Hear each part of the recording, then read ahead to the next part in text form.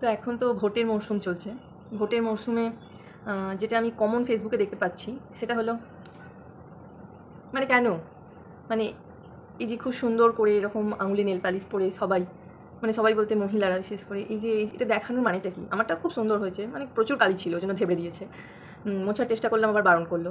থাক কী করবো, এটা ঢ্যাবড়ানোটাকে নিয়েই ঘুরছি।